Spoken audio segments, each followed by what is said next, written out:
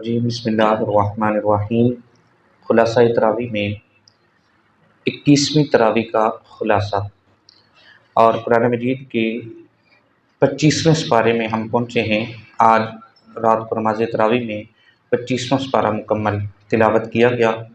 25ویں سپارے کے آغاز میں پہلی آیت کریمہ میں اللہ رب العزت نے ارشاد فرمایا الیہ یرد علم الساعہ، اسی اللہ کی طرف ہی وقت قیامت کے علم کا حوالہ دیا جاتا ہے، اور نہ پھل اپنے غلافوں سے نکلتے ہیں اور نہ کوئی مادہ حاملہ ہوتی ہے، نہ وہ بچہ جنتی ہے، مگر یہ سب کچھ اس کے علم میں ہوتا ہے۔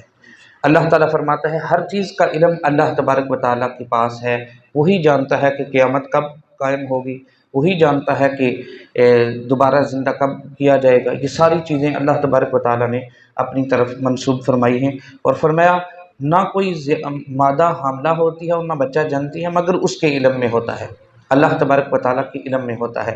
اور جس دن وہ انہیں ندا فرمائے گا کہ میرے شریک کہاں ہیں، تو وہ مشرک کہیں گے کہ ہم آپ سے عرض کیے دیتے ہیں کہ ہم میں سے کوئی بھی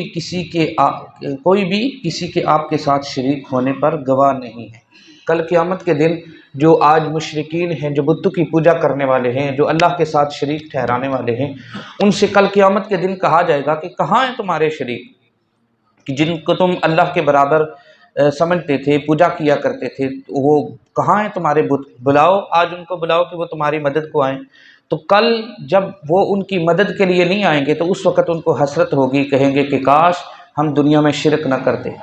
کائنات میں سب سے بڑا گناہ شرک ہے۔ اللہ کے برابر کسی کو شریک ٹھہرانا، کسی کی عبادت کرنا، یہ سب سے بڑا گناہ ہے۔ لہٰذا ہمیں اس سے بچنا چاہیے اور اللہ کی پناہ مانگنی چاہیے، ہمیشہ اللہ تعالیٰ سے دعا کرتے رہنا چاہیے، اللہ تعالیٰ ہمیں محفوظ فرمائے۔ آگے چل کے اللہ تبارک و تعالیٰ نے فرمایا اور اگر ہم اسے اپنی جانب سے رحمت کا مزہ چکھا دیں، اس تکلیف کے بعد جو اسے پہنچ چکی تھی، تو وہ ضرور کہنے لگتا ہے کہ یہ تو میرا حق تھا۔ یعنی بندے کے حوالے سے آتا ہے کہ جب بندے کو کوئی تکلیف پہنچتی ہے، کوئی مصیبت آتی ہے، تو اس وقت وہ ہماری طرف متوجہ ہوتا ہے، اور جب وہ مصیبت اس کی ختم ہو جاتی ہے تو اس وقت وہ ہمیں بھول جاتا ہے۔ وہ کہتا ہے یہ تو میرا حق تھا کہ میں تندرست ہو جاؤں، میری مصیبت کو دور کر دیا، یہ تو میرا حق ہے۔ لیکن اللہ تبارک و اس تکلیف کو، مصیبت پریشانی کو دور کس نے کیا؟ وہ اللہ رب العزت کی ذات گرامی ہے۔ لہٰذا ہمیں ہر وقت صرف دکھ اور تکلیف میں نہیں، صرف بیماری میں نہیں اللہ کو یاد کرنا چاہیے، اور صرف جب مشکل وقت آئے اس وقت اللہ کو یاد نہیں کرنا چاہیے، بلکہ ہر وقت اللہ تبارک و تعالیٰ کو یاد رکھنا چاہیے، نماز کی پابندی کرتے رہنا چاہیے۔ حدیث مبارکہ میں نے پڑھا، آقا علیہ الصلوۃ والسلام فرماتے جو بندہ خوشحالی میں اللہ تبارک و تعالیٰ کو یاد رکھتا ہے، کرتا ہے، اللہ تبارک و تعالیٰ مشکل اور پریشانی میں اس کی دعا کو جلدی قبول فرماتا ہے۔ ہماری مشکلات، پریشانیاں دور کرنے والی ذات اللہ تبارک و تعالیٰ کی ہے۔ تو جو رب، جب ہم اللہ کی بارگاہ میں گریہ وزاری کرتے ہیں، دعائیں کرتے ہیں، اور ہماری مشکلات دور ہوتی ہیں، پریشانیاں دور ہوتی ہیں، تو وہ رب عام حالات میں بھی تو سنتا ہے نا۔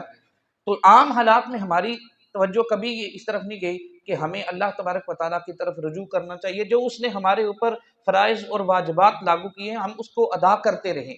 تو حضور علیہ السلام نے فرمایا کہ جو بندہ خوشحالی میں، تنگی میں نہیں، پریشانی میں نہیں، بیماری میں نہیں، بلکہ خوشحالی میں اللہ تبارک و تعالیٰ کو یاد رکھتا ہے، کرتا ہے، نماز کی پابندی کرتا ہے، اللہ تبارک و تعالیٰ جب اس کے اوپر کوئی تنگی آتی ہے، مشکل آتی ہے، تو اس کی دعائیں جلدی قبول فرما دیتا ہے، مشکلات کو جلدی دور فرما دیتا ہے۔ تو اس لیے ہمیں ہر وقت اللہ تبارک و تعالیٰ سے ہی مانگتے رہنا چاہیے، اور وہی ہمارا خالق اور مالک ہے، وہی ہمارا رازق ہے، اور ہمیں اسی سے رجوع کرنا چاہیے۔ سورہ شورا شروع ہوتی ہے 25ویں سپارے کا، یہ پہلا پاؤ ہے۔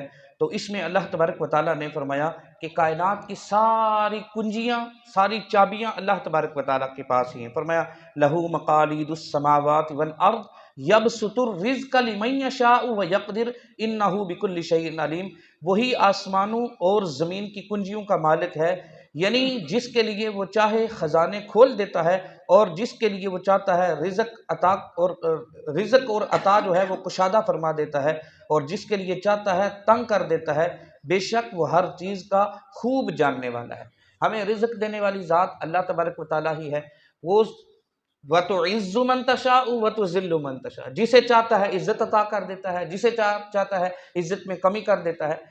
ساری چیزوں کا حقیقی مالک وہی اللہ رب العزت کی ذات ہے، اور ہمیں اللہ رب العزت کے ساتھ ہی ہمیشہ قائم رہنا چاہیے، اور اللہ تبارک و تعالیٰ کی طرف ہی رجوع کرنا چاہیے۔ مشکلات، پریشانیاں، مصائب، آلام، یہ سب چیزیں دور کرنے والی ذات اللہ تبارک و تعالیٰ کی ہی ہے، رزق دینے والی ذات بھی اللہ تبارک و تعالیٰ ہی ہے۔ میں اکثر کہا کرتا ہوں کہ ہماری توکل کی کمی ہے، اللہ تبارک و تعالیٰ سے مانگتے ہم تو دل میں یہ ہوتا ہے پتہ نہیں ملے گا یا نہیں ملے گا، حقیقی بات ہے، پتہ نہیں ملے گا، نہیں کوئی مشکل، کوئی پریشانی دور ہوتی ہے تو ایسا توکل، ایسا بھروسہ، ایسا یقین کہ جو صحابہ کا یقین تھا، اگر وہ یقین دل کے اندر رکھ کر آپ بات کریں، الحمدللہ، میں مصلی کے اوپر بیٹھ کے یہ بات کرتا ہوں کہ الحمدللہ اس یقین کے ساتھ جب بھی اللہ تبارک و تعالیٰ سے مانگا، رات ہونے سے پہلے پہلے اللہ تبارک و تعالیٰ نے وہ عطا کیا۔ لیکن یقین ہونا چاہیے نا۔ وہ بادشاہ تھا، نام اس کا ذہن سے نکل گیا، بڑا یعنی ظالم بادشاہ تھا۔ خانہ کعبہ کے پاس دیکھا، جا کر طواف کرنا شروع کیا اس نے، تو ایک بندہ رو رو کر اللہ سے دعا کر رہا تھا، میری آنکھیں، یا اللہ مجھے آنکھیں دے دے، مجھے آنکھیں دے دے۔ وہ بادشاہ جو تھا اس نے چکر شروع کیے، طواف شروع کیا، تو اس کے رونے کی آواز آ رہی تھی۔ اب جب 7واں چکر مکمل ہونے لگا نا، تو کہتا ہے کہ میں اس گھر کے آگے بیٹھ کر جو ساری کائنات کا خالق اور مالک ہے، یہاں پہ آ کر تو رو رو کے اتنی دیر سے میں تمہاری آہیں سن رہا ہوں، اور تو رو رو کے اللہ سے دعا کر رہا ہے، اور ابھی تک تیری دعا قبول نہیں ہوئی۔ کہنے لگا میں آخری چکر لگانے لگا ہوں، آخری چکر سے پہلے پہلے اگر تیری آنکھیں تجھے نہ ملی تو میں نے تیرا سر قلم کر دینا ہے۔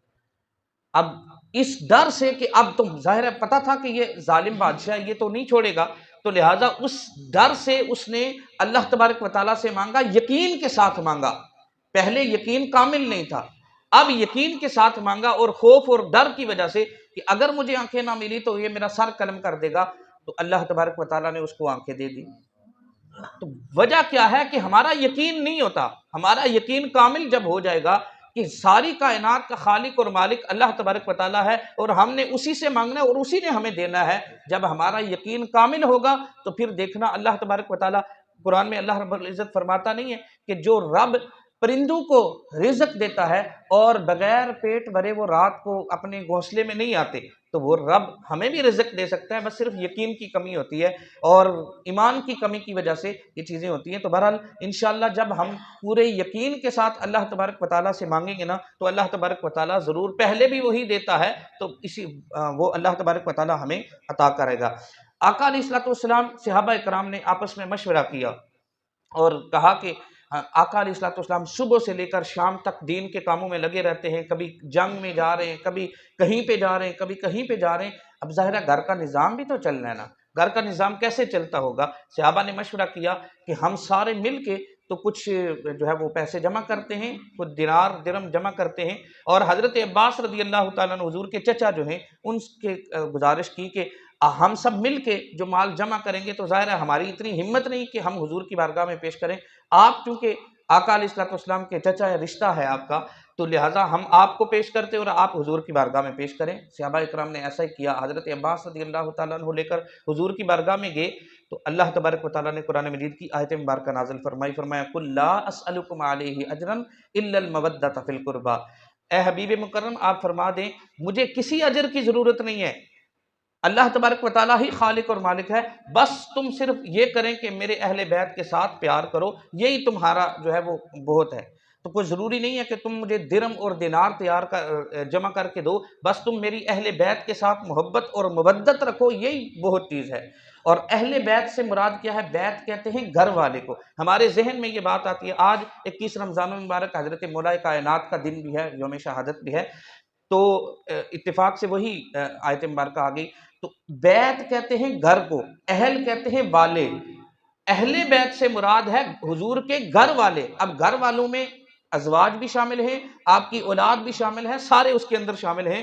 تو اللہ تبارک و تعالیٰ نے فرمایا لا اسألکم علیہ اجرا الا المودۃ فی القربى، جو میرے قریبی رشتہ دار ہیں، جو میرے اہل ہیں، گھر والے ہیں، ان کے ساتھ مودت اور محبت رکھو، اللہ تبارک و تعالیٰ تمہارا بیڑا پار کر دے گا۔ آج مولا کائنات سیدنا علی المرتضیٰ خیر خدا رضی اللہ تعالیٰ عنہ کا یوم شہادت بھی ہے، تو ہمیں چاہیے کہ ہم آج ضرور اہتمام کریں اور مولا کائنات سے دل و جان کے ساتھ محبت کریں، اور آپ کی جو اولاد ہے حضرت امام حسنین کریمین، حضرت سیدہ فاطمہ الزہرا آپ کی زوجہ ہیں، ان کے ساتھ ہمارا پیار محبت ہونے چاہیے۔ اللہ تبارک و تعالیٰ ان کے صدقے ہمارا بیڑا بھی پار فرمائے اور ہمارے روزوں کو، نمازوں کو قبول فرمائے۔ آج انشاءاللہ نماز کے بعد بھی دعا کریں گے، افطار کے ٹائم بھی آپ احباب ضرور اپنے گھروں میں دعا کا اہتمام کیجیے۔ اللہ تبارک و تعالیٰ عمل کی توفیق